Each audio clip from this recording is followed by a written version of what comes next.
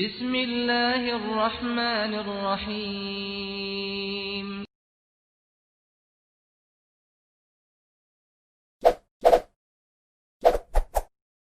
Subscribe, like, and share. Salawat dan salam selalu kita hadirkan kepada Rasulullah SAW sebagai suri taruhan kita, qudwatun hasanah kita. Kita berdoa kepada Allah semoga Allah izinkan kita untuk terus berupaya menyempurnakan sunnah Rasulullah SAW dalam kehidupan kita sampai Allah izinkan kita meninggal dalam keadaan husnul khatimah. Bapak Ibu yang dirahmati Allah SWT, pada kesempatan ini kita akan ngobrol, berdiskusi mengenai jejak para ulama dalam menuntut ilmu. Saya mohon bantuannya agar saya bisa men-share materinya.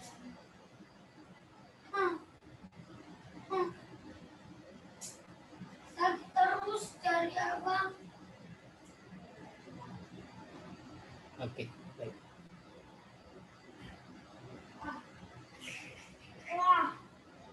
Baik, Bapak Ibu yang dirahmati Allah SWT. Tidak bisa dipungkiri bahwa kalau kita berbicara ulama, dalam pemahaman Islam, ulama itu bukan makna yang biasa. Ya. Ulama itu memiliki makna yang spesial. Sampai ketika berbicara para ulama, Allah sandingkan dengan bahasa innama yakhsyallaha min ibadil ulama. Sungguhnya yang paling takut kepada Allah itu hanya ulama. Karena menggunakan innama. Sungguhnya yang paling takut kepada Allah hanyalah ulama.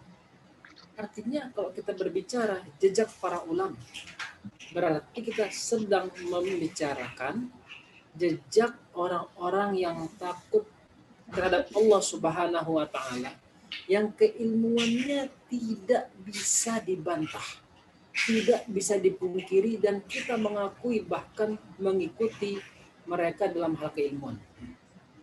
Dan luar biasanya ulama ini sampai mereka setingkat para ulama masih menuntut ilmu. Walau mereka sampai pada tingkat para ulama, mereka masih menuntut ilmu. Bapak Ibu yang dirahmati Allah Subhanahu wa Ta'ala, melihat ya, ada beberapa keutamaan dari menuntut ilmu ini. Kalau selama ini ya yang biasa kita dengar tentang menuntut ilmu adalah misalnya man talabal ilma sahalallahu lahu tariqan ilal jannah. Barang siapa yang menuntut ilmu, maka Allah akan mudahkan baginya jalan ke surga. Tetapi hal yang patut kita garis bawahi bahwa bagaimana caranya seseorang yang menuntut ilmu itu bisa dimudahkan menuju surganya Allah Subhanahu wa Ta'ala. Ada apa? Kenapa? Karena tidak bisa dipungkiri bahwa mereka yang menuntut ilmu akan terangkat darinya kebodohan. Ra'ful jahli. Ya. Terangkat darinya kebodohan. Ketika seseorang belajar, setiap kali dia belajar dan terus dia belajar, maka segala kebodohan yang ada dalam dirinya akan hilang. Oke? Kegelapan-kegelapan yang ada dalam hatinya akan terterangi. Kenapa? Karena kebodohannya sudah hilang. Masuk ilmu pengetahuan. Bapak Ibu, tahun 2003, waktu itu saya setingkat SMA. Setingkat SMA. Waktu itu saya aktif di Jamaah Tabligh dan sedang khuruj satu hari karena waktu itu saya pelajar. Ya, khuruj satu hari pelajar di satu masjid, dan kemudian di siang hari saya mengadakan silaturahim, ketemu sama orang, ngobrol, ya.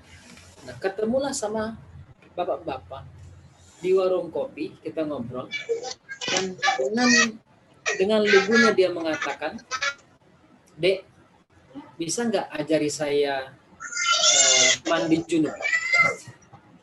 Saya bilang, mohon maaf Pak, Bapak sudah menikah? Sudah 5 tahun. Ya, sudah 5 tahun saya menikah. Bapak Ibu bayangkan ya, mohon maaf sekali. 5 tahun menikah, udah punya anak, belum bisa mandi junub.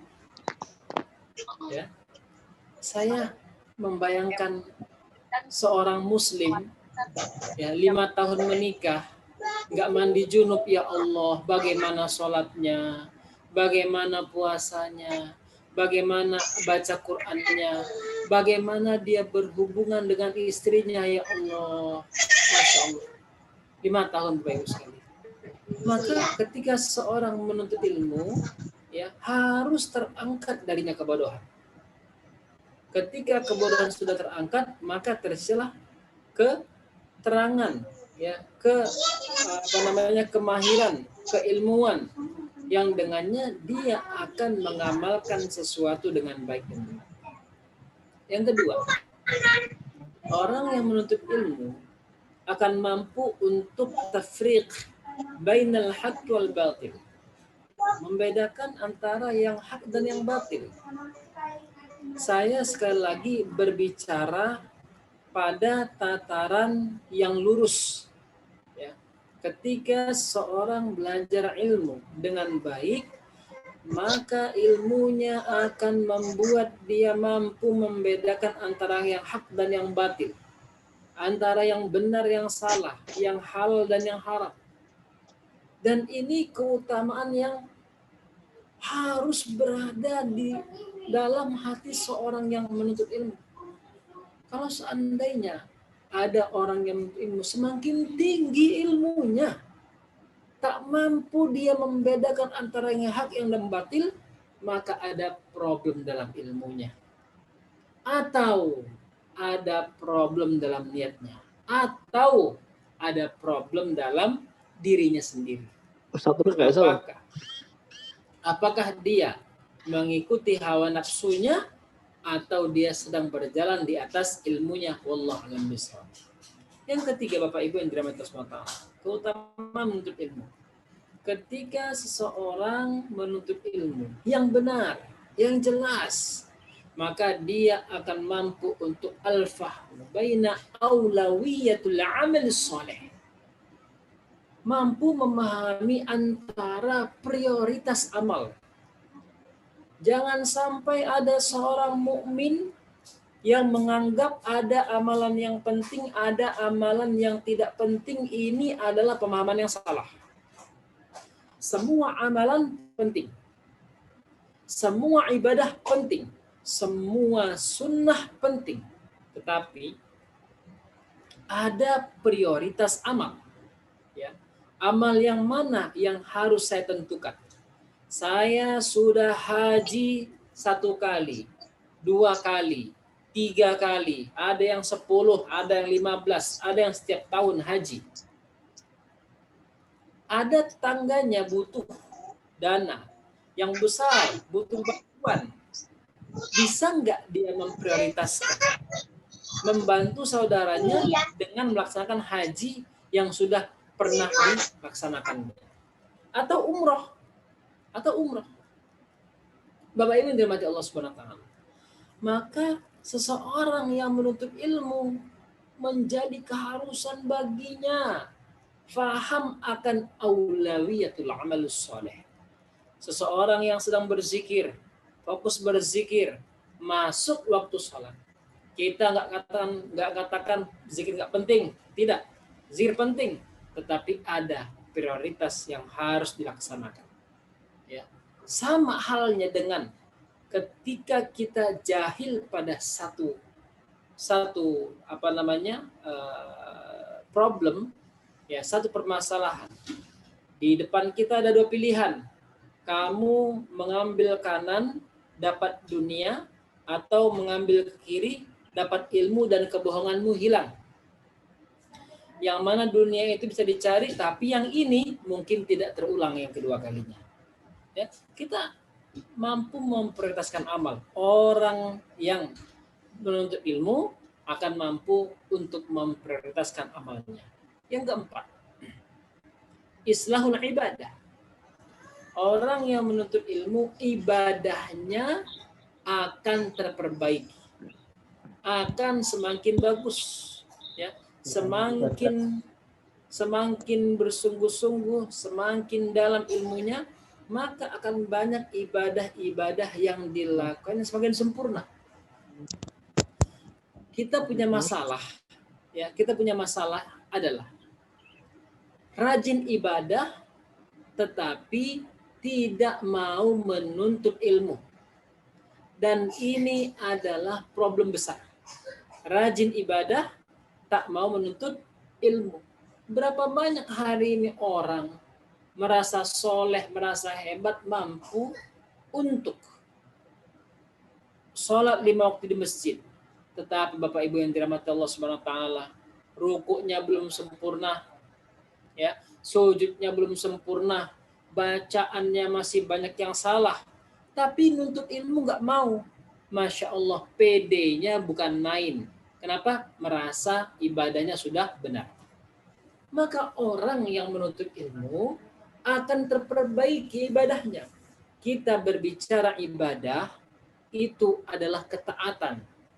Ya, karena ibadah itu adalah amalun ta'iyatun, yaitu amalan yang kita lakukan karena ikhlas, mengharap ridha Allah Subhanahu wa taala, yang berlandaskan kecintaan kepada Allah Subhanahu wa taala. Artinya ibadah itu bukti kita cinta kepada Allah. Kalau kita cinta kepada Allah dan mau membuktikan dengan benar, maka menuntut ilmu menjadi cara yang paling utama untuk memperbaiki ibadah kita.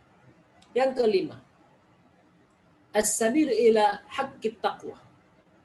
Orang yang menuntut ilmu, ilmunya akan menjadi jalan menuju haqqa tuqatih, wala tamutunna illa wa antum muslimun. Ya ayyuhalladzina amanu taqullaha haqqa tuqatih. Bagaimana seorang akan tahu tentang haqqa tuqatih?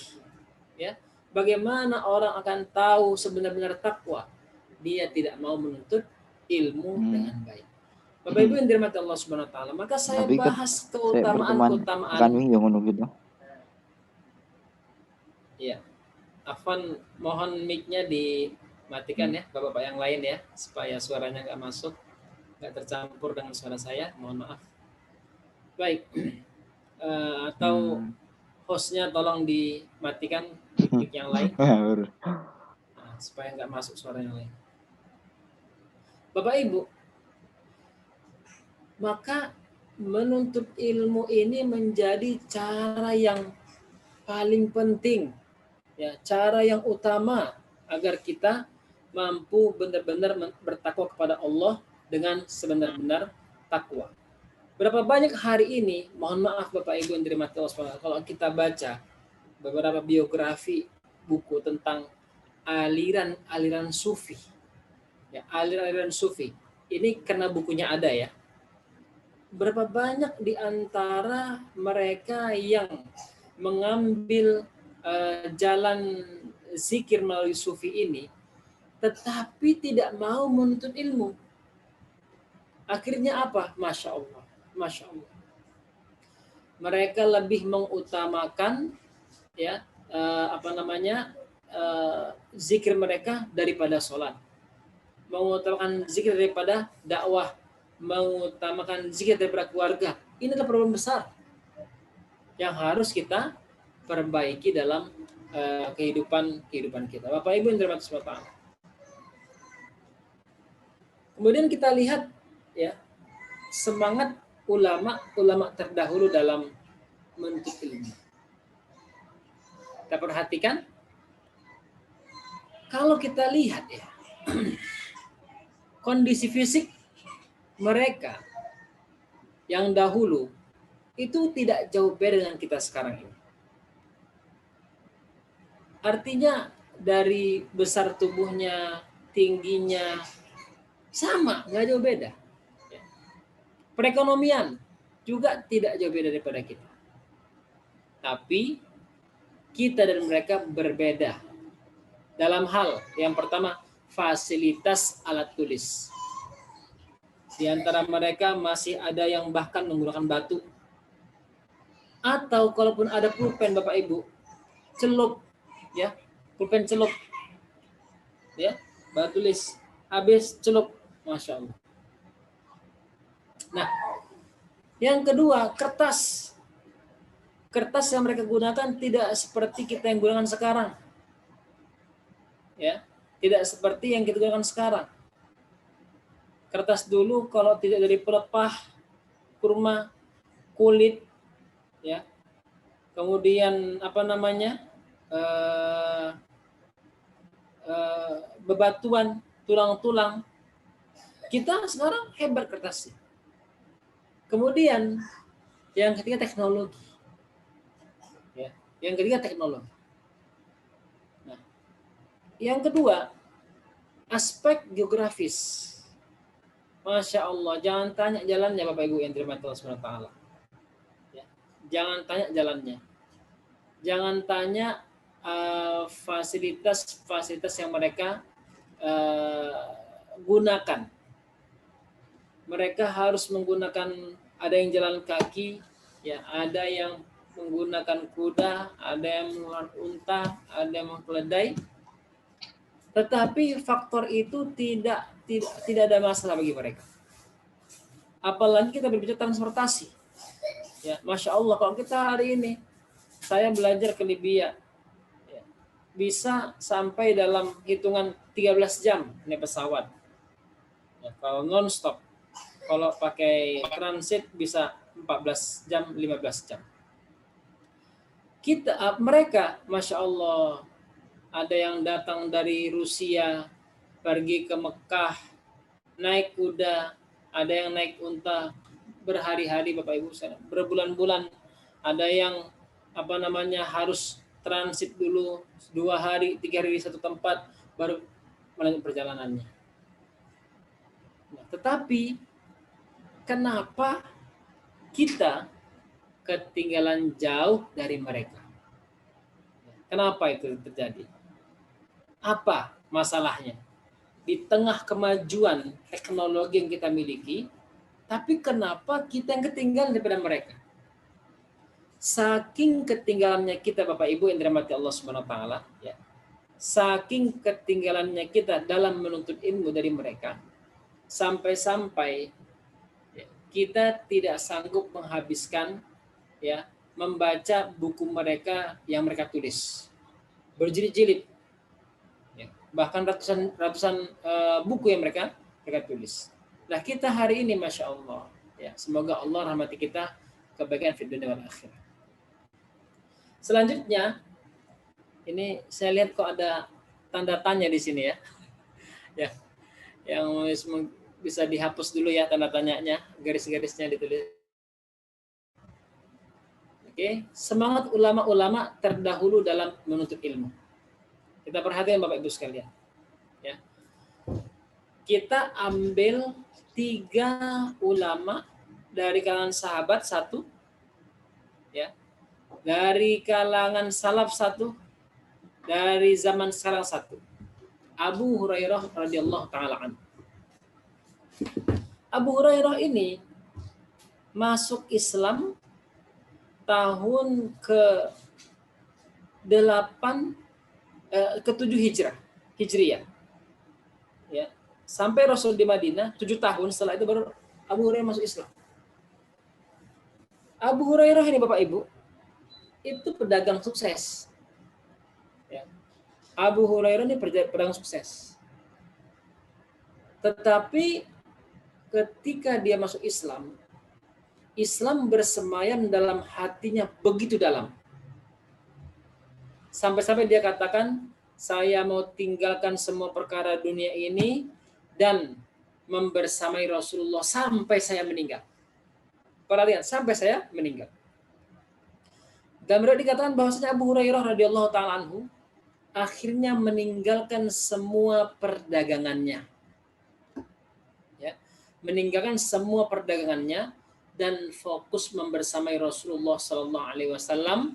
Dalam 3 tahun Abu Hurairah menghafal 5.300 sekian hadis dari Rasulullah. Yang paling banyak menghafal hadis dari Rasulullah di antara sahabat-sahabat yang lainnya. Bahkan hafalan hadis Abu Hurairah radhiyallahu taala anhu lebih banyak dari Ibunda Aisyah radhiyallahu taala anha. Begitu semangatnya Abu Hurairah radhiyallahu taala anhu menuntut ilmu. Ya. Sampai-sampai tidak ada waktu yang paling ditunggu-tunggunya selain membersamai majelisnya Rasulullah SAW. Ya. Dan dia rela tidur di pelataran masjid, menunggu Rasulullah, menanti Rasulullah SAW dengan harapan dia bisa duduk yang pertama kali di hadapan baginda SAW. Ketika ada hadis, dia upayakan dialah orang yang di antara orang yang mendengar hadis itu, karena begitu berharganya bagi dia untuk ya membayar kekurangan-kekurangan selama ini yang dilakukannya sebelum dia Islam. Bapak Ibu yang dirahmati Allah Subhanahu wa taala. Kemudian ada Imam Syafi'i rahimahullah. Ya. Imam Syafi'i rahimahullah, beliau punya nasab sampai ke Rasulullah Sallallahu Alaihi Wasallam, ke Abu Bakar, ya, punya nasab sampai Abu Bakar radhiyallahu taala. Imam Syafi'i hampir sama kisahnya seperti Rasulullah. Ketika dia lahir, ayahnya sudah meninggal. Dia tinggal di Palestina, kemudian bersama ibundanya hijrah kembali ke Makkah, tempat kakeknya dilahirkan. Di Makkah, dalam bimbingan ibunya hanya membuat program aja. Kamu ke ulama sini, kamu ke ulama sini, kamu ke ulama sini, ke ulama sini.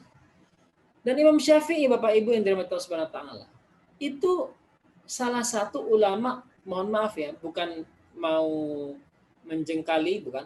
Salah satu ulama yang perekonomiannya itu kurang. Salah satu ulama yang perekonomiannya itu sangat kurang sekali. Sampai diriwayatkan karena begitu sungguh-sungguhnya Imam Syafi'i dalam belajar, dan tidak ada kertas, ya, tidak ada buku.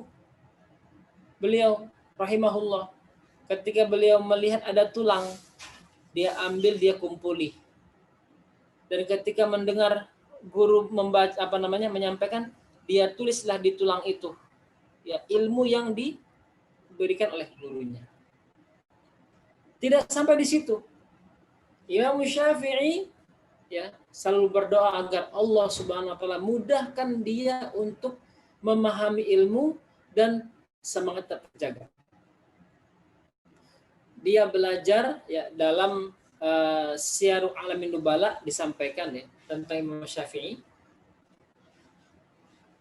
Tidak seorang pun ulama kibar yang besar di Mekah kecuali Imam Syafi'i telah belajar darinya. Dan seluruh ulama yang didatangin oleh Imam Syafi'i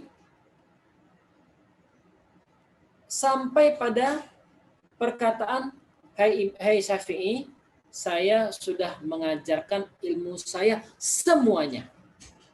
Dan tidak ada lagi ilmu yang tersisa yang bisa saya ajarkan kepada kamu. Sampai akhirnya kepada Asma'i. Asma'i ini salah satu ulama ya, yang terkenal dengan ketawaduannya dan kesastraannya, penguasaannya pada sastra Arab tidak ada yang bisa nandingin di zaman itu. Bahkan sampai ke Asma'i juga mengatakan, wahai Syafi'i, aku udah tidak ada lagi ilmu yang bisa kuajarkan kepada kamu. Habis semuanya ilmuku sudah habis, tidak ada lagi yang mempelajari. Apa kata Imam Syafi'i? Wahai guru, mohon saya diarahkan. Kata Asma'i, pergilah ke Madinah. Di sana ada Imamul Muhaddisin. Ya, ada pimpinan hadis.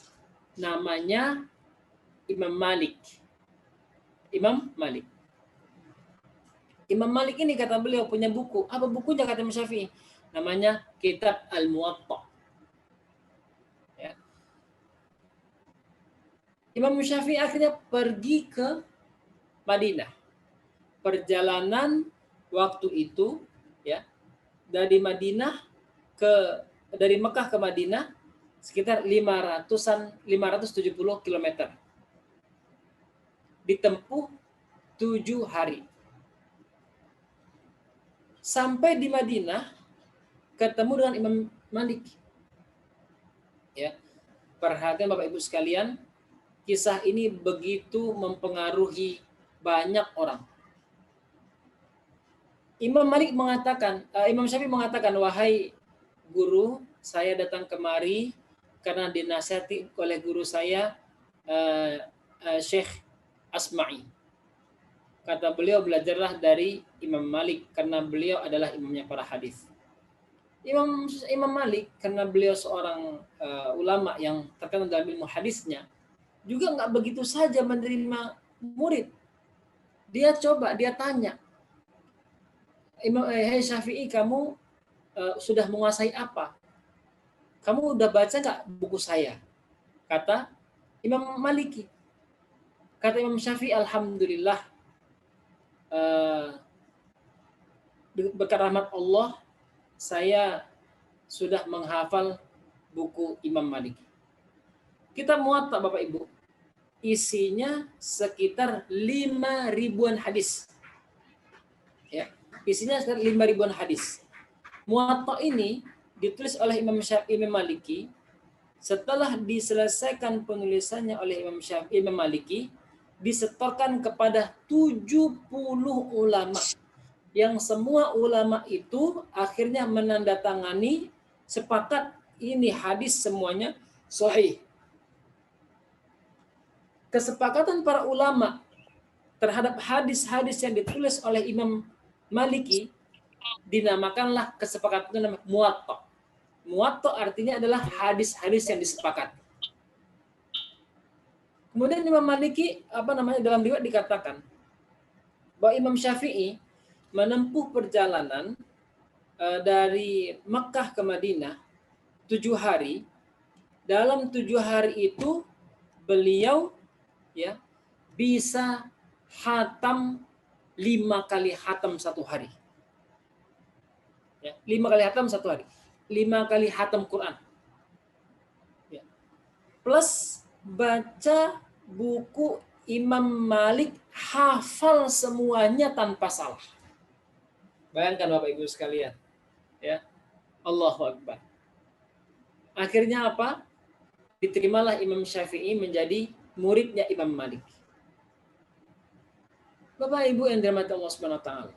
Jangan kita bayangkan perjalanan dahulu dari Makkah ke Madinah seperti kita mau ke Mekah dari Madinah atau dari Makkah ke Madinah.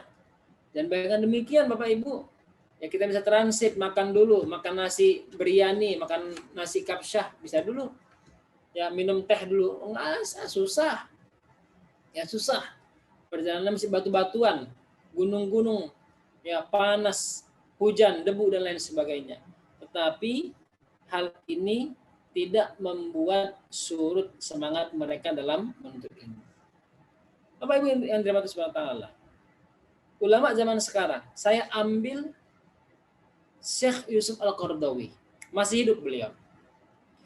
Syekh Yusuf Al-Qaradawi sekarang umurnya 94 tahun.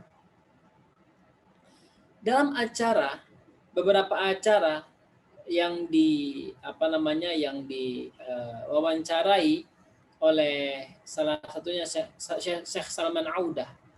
Begitu juga di acara Al-Muqabalah yang diadakan oleh TV Al Jazeera. Ya. Syekh Yusuf Qaradawi di umur 94 tahun. Ditanya, Syekh, sekarang apa kegiatan Syekh Yusuf Qaradawi? Apa kata beliau? Saya mulai pagi hari setelah sarapan, saya jam 10 sudah masuk ke kantor Ya, kantornya itu bukan kantor seperti kita ya Pak ya. Kantornya itu yang isinya buku-buku, perpustakaan di Qatar itu. Dan di sana saya mulai menulis, meriksa, koreksi, nulis, ya kemudian mentarjih apa yang saya tulis. Itu saya lakukan dari jam 10 sampai sore. Ya, sampai sore. Menjelang maghrib, ya saya pulang, ketemu sama istri, ngobrol-ngobrol sebentar, bersih-bersih. Habis itu makan malam sama keluarga.